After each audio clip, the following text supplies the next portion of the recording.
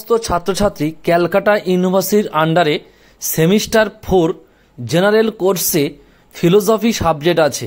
Semester 4 general কোর্সের philosophy বা দর্শন সাবজেক্ট আছে। যাদের দর্শনের SEC paper man and environment এই টপিকটি বা এই সাবজেক্টটি যাদের আছে, আমি 2022 সালের এমসিকিউ সলভ করে দিয়েছি। তোমরা প্রত্যেকে দেখে নিও। আর 2022 সালের 5 নম্বর এবং 15 নম্বর কোশ্চেনগুলো আমি আপলোড করেছি, অবশ্যই করে তোমরা প্রত্যেকে দেখে নিও।